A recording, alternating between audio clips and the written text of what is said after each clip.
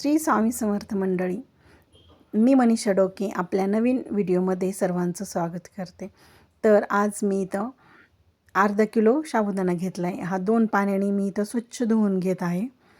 आता हे मी 2 पाण्याने स्वच्छ धुवून घेतला आहे हा साबुदाणा। आता याच्यामध्ये मी ना काय करणार आहे, एक पेरभर जास्त पाणी घालून हा साबुदाणा रात्रभर भिजत ठेवणार आहे। आता इथं आपला साबुदाणा छान इथं भिजलेला आहे। आता इथं मी काय केलं, 1 किलो बटाटे उकडून घेतलेले आहेत।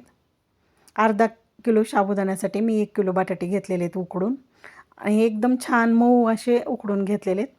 आता इथं काय करायचं, इथं एक मी कढई मांडून घेतली, एक मोठी कढई आहे ही, आणि त्याच्यामध्ये मी काय केलं आहे, एक फुलपात्र किंवा अर्धा ग्लास एवढंच पाणी घेतलेलं आहे।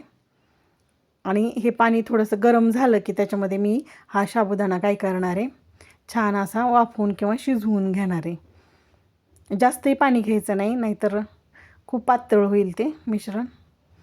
आता हे छान असं वाफवून घ्यायचे ताट ठेवून, आणि तोवर मी इथं काय करते, बटाटे छान खिसून घेते।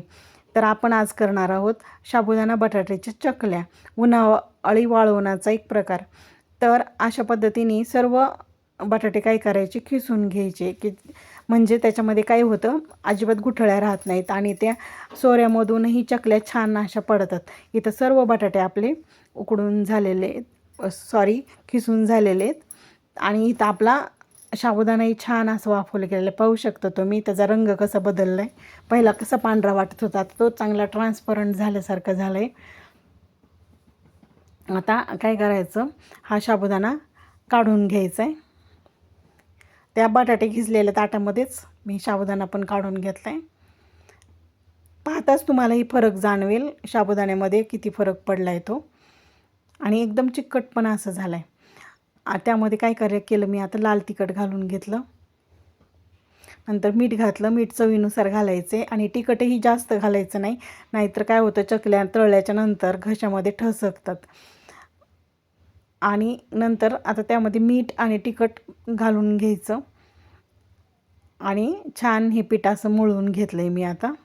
आता हे मिळलेलं पीठ असं सोऱ्यामध्ये घातलं आहे, आणि आता ह्याच्या चकल्या पाडून घेते आहे। एकदम सोयीस्कर चकल्या पडत आहेत, अजिबात त्रास होत नाही आहे त्या चकल्या पिळायला, पण एकदम पटकन अशा पिळल्या जातात चकल्या, पाहू शकता तुम्ही। आता मी इथं अशा पद्धतीने सर्व चकल्या करून घेणार आहे। इथं सगळ्या चकल्या करून झाल्यात आपल्या, मी मोजल्या नाही पण बऱ्यापैकी चकल्या झाल्या होत्या। 1.5 किलो समजा, 1 किलो बटाटे आणि अर्धा किलो साबुदाण्याच्या। आता इथं चकल्या सगळ्या छान अशा मी उन्हामध्ये इथं वाळवत घातलेल्या आहेत। आता ह्या 3 उन्हामध्ये छान वाळवायच्या, 3 दिवस उन्हामध्ये छान वाळवायच्या, म्हणजे त्या एकदम छान कडक अशा वाळल्या जातात। हे चकल्या खायलाही खूप छान टेस्टी लागतात बरं का। आता इथं आपले 3 दिवस हे चकल्या मी वाळवलेल्या आहेत, एवढे ताट भरून चकल्या झाल्यात तर सगळ्या। आता मी तुम्हाला त्यातली एक चकली दाखवते, कशी छान अशी चकली झालेली आहे ती। आता आपण ह्या तळूयात, एकदम तिप्पट फुलतात ह्या चकल्या अशा पद्धतीने केल्यात, कारण साबुदाणा वाफवून घेतलं की नाही, तो छान असा फुलतो तळल्यानंतर, आणि ह्या चवीलाही छान लागतात बरं का ह्या चकल्या। आता आपण इथं तळून घेऊया, पाहू शकता तुम्ही कशी चकली छान अशी फुलली गेलेली आहे। तर